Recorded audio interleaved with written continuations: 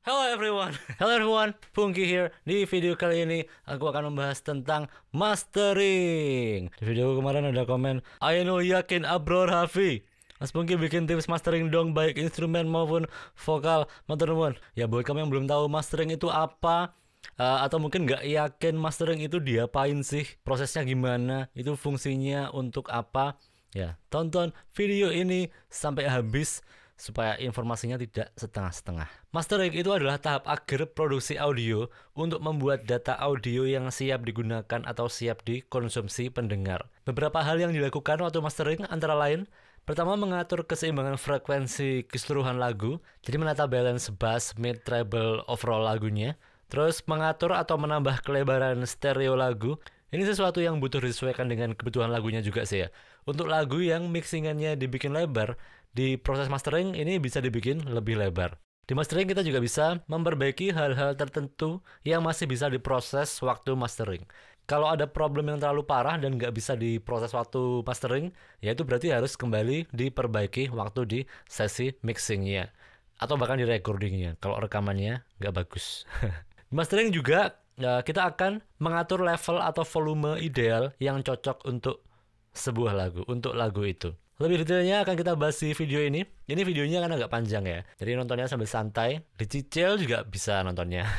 Pertama, beberapa fungsi mastering. Fungsi mastering, kenapa lagu kita harus di mastering itu? Pertama adalah untuk mengeset lagu yang kita bikin supaya bisa di-play di berbagai sound system, di-play di speaker, headphone yang berbeda-beda dengan enak. Kalau kita bikin musik gitu, misal kita pakai speaker dan pakai headphone yang mungkin spesifikasinya kurang memadai, atau mungkin karena faktor ruangan dan karena faktor persepsi kita, itu mungkin membuat kita tidak bisa mendengar keseimbangan frekuensi bass, mid, dan treble-nya dengan baik, dan itu mungkin bisa bikin mixingan kita agak nggak balance. Nah, proses mastering itu bisa memberi sentuhan akhir untuk menentukan balance itu supaya dicari mana yang tengah-tengah yang kira-kira di-play di speaker mahal enak, di-play di speaker murah enak, di-play di speaker yang soundstage-nya lebar enak. Di proses mastering bisa dicari di tune supaya lebih balance dan lebih enak di-play di berbagai sound system. Fungsi berikutnya, kadang ada karakter atau vibe lagu yang bisa terbentuk dari proses mastering. Jadi di sini mastering jadi kayak berfungsi untuk memberikan sentuhan akhir untuk membuat lagunya jadi versi final terbaiknya. Salah satu hal yang dilakukan waktu mastering itu misalnya limiting ya. Limiting itu pada dasarnya kan kayak audionya dinaikin tapi terus di atas itu dibatasin gitu. Jadi akan ada audio yang terpotong gitu ya. Dan itu akan bikin lagumu terdengar agak crushed, agak kayak ditekan gitu ya. Ada lagu-lagu, ada mixingan-mixingan yang dia baru terdengar keren banget setelah dikasih limiter seperti itu. Jadi dia akan terdengar lebih setelah melewati proses mastering. Ya, itu sebagai contoh. Berikutnya, fungsi mastering yang lain. Kalau orang rilis lagu sebagai album, mastering ini juga adalah tahap di mana masing-masing lagu di album itu volumenya disamain. Jadi supaya pendengarnya itu kalau misalnya dengerin itu satu album gitu, volumenya relatif mirip-mirip semua gitu kan ya. Jadi nggak perlu habis lagu pertama, lagu keduanya terlalu keras misalnya, itu kaget ya kan. Habis lagu terlalu keras, habis itu pelan banget, itu kok hilang, harus ngerasin volume. Nanti volumenya dikerasin, lagu berikutnya keras lagi, kaget lagi. Ya, mastering itu salah satu fungsinya adalah untuk menyamakan itu tadi. Zaman sekarang di platform-platform digital kayak YouTube, Spotify, iTunes, itu mereka melakukan penyamaan volume itu secara otomatis. Itu nanti akan kita bahas lebih jauh waktu bahas loudness alias kekerasan. Kekerasannya bukan kekerasan berantem ya, kekerasannya kekerasan seberapa kencang. Kencangnya bukan kencang, oh my god, aku kok garing banget ya. Ya, kencangnya juga bukan kencang tempo, bukan kencang bersama kekasih. Kencangnya adalah seberapa keras ini musiknya. Terus ini penting banget, mastering itu idealnya, sebaiknya, biasanya kalau di studio-studio profesional, kalau untuk nggarap project-project yang budgetnya lumayan, itu dilakukan oleh orang yang berbeda dengan produsernya atau mixing engineer-nya. Tapi di lingkungan home recording itu emang umum banget ya, orang yang mixing dan orang yang mastering adalah orang yang sama. Jadi kamu bikin lagu sendiri, mixing sendiri, mastering sendiri, upload sendiri, didengerin sendiri. They ask you how you are, you just have to say that you're fine when you're not really fine, but you just can't get into it because they would never understand. Ya, di dunia home recording cukup umum seperti itu. Itu bisa, tapi harus hati-hati karena salah satu fungsi terpenting dari mastering itu adalah kita bikin musik, track yang kita bikin ini dikasihkan orang lain supaya orang lain itu bisa, mastering engineer-nya itu supaya dia bisa mengecek dengan telinga dan ngecek dengan sudut pandang yang objektif supaya dia bisa mendengarkan musik kita sebagai orang asing yang tidak mengenal lagu itu dan bisa menilai balance-nya seberapa itu dengan objektif. Misalnya kita bikin musik itu kan kita menghabiskan waktu berjam-jam garap musik itu. Terus mixingnya juga, kalau mixing sendiri kita menghabiskan waktu berjam-jam untuk mixing. Kadang kita sudah terlalu dekat hubungan kita dengan lagu itu, jadi kita kadang kehilangan persepsi tentang entah karakternya, entah balance-nya. Kadang kita bisa kehilangan persepsi yang objektif dalam melihat lagu kita sendiri. Ini salah satu manfaat terbesar kita pakai mastering engineer orang lain itu adalah itu. Jadi kita menyerahkan musik yang kita buat ke orang lain untuk dicek dengan sudut pandang yang berbeda dari sudut pandang kita yang sudah terlalu mengenal lagunya. Nah, terus kalau kita mixing dan mastering sendiri itu bisa, tapi ya itu harus hati-hati. Kita harus berusaha waktu mastering itu kita kayak memberi jarak dari lagu itu. Kita berusaha melihat lagu itu sebagai orang lain, something like that. Untuk memastikan untuk ngecek itu kita biasanya pakai reference track. Jadi kita pakai perbandingan track lain, lagu lain yang sudah jadi, itu kita pakai acuan. Lagu yang diambil untuk reference track ini biasanya lagu yang genrenya mirip-mirip, yang aransemennya mirip-mirip. Nah, lagu itu bisa kita pakai acuan. Oh, lagu itu kicknya segini, bassnya sebanyak itu, midnya karakternya gini, high-nya segini. Itu bisa dipakai acuan begitu. Oh, software untuk mastering juga ada yang punya fitur seperti itu. Jadi dia kayak udah punya punya panduan. Jadi kalau misalnya setting misalnya genre rock, itu kamu bisa ngeklik preset genre rock, itu nanti akan muncul panduan. Oh, kira-kira bassnya itu biasanya di kisaran segini, midnya di sekitaran kisaran segini. Itu nanti kamu bisa masteringnya menyesuaikan settingan anjuran itu. Tentunya juga tetap sambil kita dengarkan seberapa bagus itu berdasarkan penilaian pendengaran telinga kita ya. Itu akan aku bahas sebentar lagi. Sebentar. Mastering itu teknisnya bisa dilakukan dengan beberapa cara. Pertama, kita bisa hasil mixingan kita itu di mix down jadi stereo track. Stereo tracknya itu terus ditaruh di session baru. Terus ya stereo tracknya itu kita kasih efek-efek, kita kasih efek-efek mastering chain. Bisa juga, ini kalau kita mixing dan mastering sendiri gitu misalnya, bisa juga kita mixing terus itu di master, efek-efek masternya itu kita kasih efek-efek untuk mastering. Itu bisa juga seperti itu, terus baru di render. Setelah itu bisa juga, nah ini tadi kan pakai mix down dan render itu, klik file, mix down, file, render kayak gitu. Tapi bisa juga kayak itu tadi, dikasih efek-efek.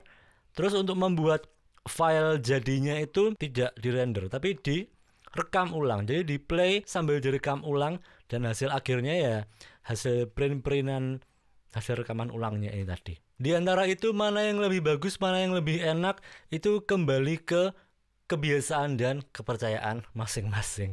Ada yang merasa lebih workflow-nya, alur kerjanya lebih lancar dengan cara seperti ini. Ada yang merasa lebih mudah melakukan dengan cara seperti ini. Ada yang merasa sama aja suaranya. Ada yang merasa suaranya kalau gini itu beda dikit dengan yang seperti ini, dan dia merasa lebih nyaman dan lebih lega kalau pakai yang ini. Ada yang merasa lebih nyaman dan lebih lega pakai cara yang ini. Itu kembali ke kebiasaan, alur kerja, dan kepercayaan masing-masing. Ini sesuatu yang kamu perlu coba-coba sendiri. Kamu harus mencoba-coba sendiri, melakukan berbagai cara ini. Kira-kira kamu lebih suka yang mana dan merasa lebih puas dengan hasilnya yang mana. Kalau memang ada perbedaan, itu bisa kamu nilai dan bisa kamu coba-coba sendiri. Persentase pengaruh mastering terhadap kualitas sebuah lagu itu sebenarnya kecil. Maksudnya kalau dibandingkan dengan persentase mixing, persentase aransemen, persentase songwritingnya dari awal, tapi dia sangat krusial karena dia semacam finishing touch. Dia sentuhan terakhir untuk membuat lagu itu siap didengarkan oleh pendengar gitu kan ya. Dalam proses memastering, kalau kamu pengen belajar mastering, itu yang paling perlu dilatih adalah telinga ya. Mastering itu juga berat di telinga. Kayak proses mixing. Hal-hal teknis yang diubah-ubah itu sebenarnya nggak terlalu banyak. Sebenarnya proses cara kerja teknisnya itu cukup sederhana sebenarnya. Tapi yang penting adalah di telinga kita, bagaimana kalau kita mendengarkan sebuah lagu, kita untuk bisa tahu mana yang udah bagus, mana yang kira-kira bisa dibikin lebih bagus lagi. Skill mastering itu beratnya di situ. Yang perlu dilatih adalah itunya. Ada hal-hal teknis yang menyangkut angka-angka gitu, dikit, dan itu pun variasinya lebar gitu ya. Kayak misalnya settingan-settingan tertentu, misalnya yang recommended itu angkanya segini, tapi itu pun pilihannya itu banyak, dan yang manapun itu masih akan oke aja. Dan kita untuk menentukan itu, kita butuh telinga untuk menentukan pilihan yang terbaik, settingan yang terbaik yang mana. Kembali ke telinga dan kemampuan kita untuk tahu itu tadi. Untuk mastering, gear untuk memonitor itu juga penting. Kalau di kalangan home recording, pakai speaker yang cukup flat, itu bisa ruangannya dikasih acoustic treatment sebaik mungkin. Terus kalau mastering itu volumenya jangan terlalu keras. Volumenya kalau terlalu keras itu kita jadi susah mendeteksi mana yang lebih keras, frekuensi mana yang lebih dominan. Itu persepsi kita akan frekuensi itu akan terganggu kalau terlalu keras. Kalau terlalu pelan itu juga nggak ideal. Itu bassnya bisa jadi kadang kurang kedengaran. Kadang speaker juga kalau dipelankan, bassnya itu kayak kurang nge-push, kurang muncul di speakernya. Idealnya sedengan-sedengan aja. Kayak kalau kita ngobrol sama orang jarak dekat gini, suara orang ngobrol yang kita dengarkan terus kira-kira segini, itu suara musiknya kita naikkan ke sekitar volume itu. Kalau mau pakai headphone juga pilihlah headphone yang cenderung flat, yang banyak dipakai orang untuk mixing dan mastering, untuk produksi home recording. Sebenarnya susah sih menurutku cari headphone murah yang frekuensinya bener-bener flat, tapi pakailah headphone yang banyak dipakai orang-orang. Itu biasanya paling enggak clarity-nya cukup bagus. Dengan clarity yang bagus dan audio yang mungkin nggak flat-flat amat, itu paling nggak udah cukup bisa untuk mendengarkan. Kalau kita pakai reference track, bisa mendengarkan, oh lagu lain itu balance-nya segini, jadi kita bisa menyamakan menggunakan reference track itu dan mengaplikasikannya ke musik kita dengan lebih baik kalau pakai headphone yang cukup bagus seperti itu. Mastering kadang nggak terasa mengubah suara sama sekali. Kalau mixinganmu udah bagus, bisa jadi mastering yang terbaik ya emang seperti itu suaranya. Ini berkaitan dengan mixingannya.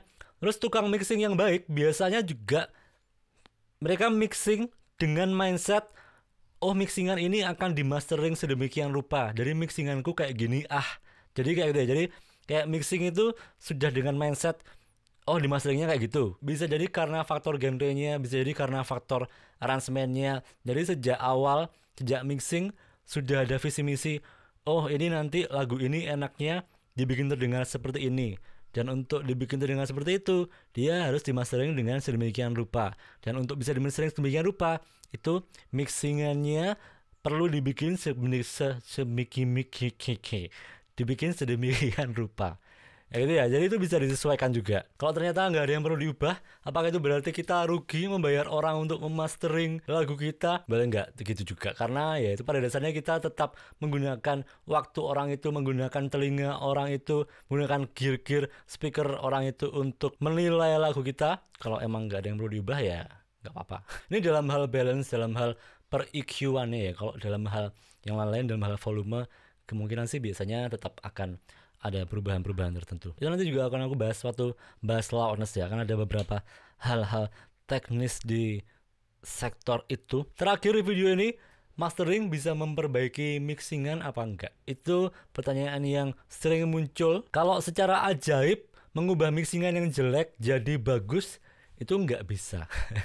Tapi sampai batas tertentu, ada hal tertentu yang di mixingan yang mungkin masih bisa diperbaiki waktu mastering. Ya dikira-kira aja ya, kalau misalnya mastering itu kan yang digarap stereo track ya. Jadi di mix down berupa stereo track. Jadi dari stereo track ini yang bisa diolah itu ya dipisah antara track kanan dan kiri. Jadi misalnya ada yang perlu diperbaiki di kiri, ya mungkin itu bisa di EQ sedikit secara spesifik di kiri aja, atau di kanan juga seperti itu. Atau juga bisa diproses mid side, jadi diproses diambil tengahnya aja.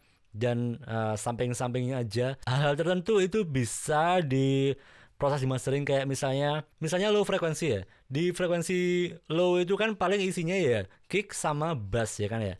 Cuman dua itu. Instrumen yang lain itu frekuensi di atasnya. Kalau ada masalah di frekuensi low, itu kemungkinan masih bisa lah waktu mastering di otak-atik sedikit, dibentuk sedemikian rupa, itu kemungkinan masih bisa, karena kalau kita mengubah sesuatu di frekuensi low, yang terpengaruh ya cuman dua hal itu aja. Instrumen yang lain nggak akan terganggu. Beda halnya kalau kita mungkin berharap memperbaiki vokal, itu akan susah karena vokal itu di tengah dan di situ juga ada gitar, itu juga ada snare drum. Kalau kita mengubah frekuensi tertentu di vokal, itu juga akan mempengaruhi frekuensi di sekitarnya, frekuensi snare-nya, frekuensi gitarnya, dan lain-lain. Terus yang bisa diolah juga itu kadang di mastering itu sibilance. Kadang vokal S yang terlalu huruf-huruf S yang terlalu pedes di telinga itu di proses mastering itu masih bisa dibantu dikurangi dikit, itu biasanya masih bisa. Begitu video pertama tentang mastering. Di bagian keduanya nanti aku akan bahas tentang loudness. Nantikan video keduanya. Yeay. Oke, semoga video ini bermanfaat. Komen-komen, tell me what do you think. Tambah-tambah, tulis di komen juga tambah-tambah pengetahuan kalau ada hal yang belum aku sampaikan di sini. Like this video, subscribe to my channel kalau kamu belum subscribe channelku ini. Yang nonton 94% kalau nggak salah viewer yang nonton channelku itu tidak subscribe ke channelku. Subscribe please, biar subscriberku banyak. Itu bisa untuk gaya ya kan, bisa untuk sombong, subscriberku banyak. Semoga dengan itu juga viewernya juga bisa lebih banyak ya kan. Oke, thank you for watching, see you in the next video.